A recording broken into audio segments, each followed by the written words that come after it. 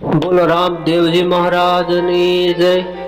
રામદેવજી મહારાજ લીલોડા ઘોડા પર સવારી કરે છે। આ ઘોડો ભગવાનને આહિર વજાએ આપેલ હતો। વજો આહિર દ્વારકાધીશનો દ્વારપાળ હતો। પ્રભુની આજ્ઞા થવાથી એ વજો આહિરના નામે જન્મ્યો હતો અને ગરુડજીએ લીલુડા ઘોડા સ્વરૂપે જન્મ ધારણ કર્યો હતો, કારણ કે ભગવાન શ્રી વિષ્ણુનું વાહન ગરુડ છે।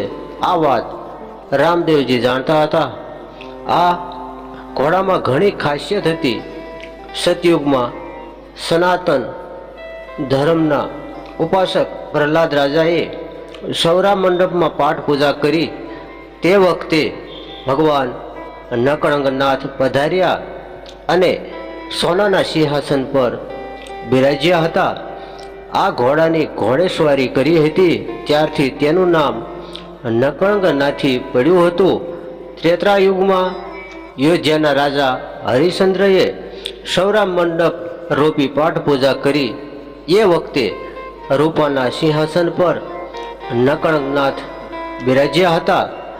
તેથી આ ઘોડા પર સવાર થયા ત્યારે તેનું નામ હરિનાથી હેમર ગણાયો। દ્વાપર યુગમાં હસ્તિનાપુરના રાજા યુધિષ્ઠિરે સૌરા મંડપ રોપ્યો એ વખતે તાંબાના સિંહાસન પર નકળંગનાથ બિરાજ્યા હતા। રેવતાસણ તરફ ઘોડેસવાર થઈ પધાર્યા હતા, તેથી એ નકળંગનાથ રેવત નામથી પ્રસિદ્ધ થયા। રેવત નામના રાજાએ તેની કન્યાના લગ્ન કૃષ્ણના મોટા ભાઈ બલરામ સાથે કર્યા હતા। ગિરનારમાં લગ્ન થયા હતા તે વખતે રેવત રાજાએ આ ઘોડો દહેજમાં આપ્યો હતો, તેથી આ ઘોડો નવલખો હતો, ત્યારથી તેનું નામ રેવત પડ્યું હતું। આવી રીતે રામદેવજી મહારાજના લીલોડા ઘોડાનો મહિમા અપરંપાર છે।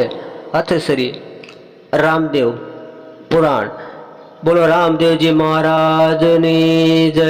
સિદ્ધ રામદેવજી મહારાજની જય।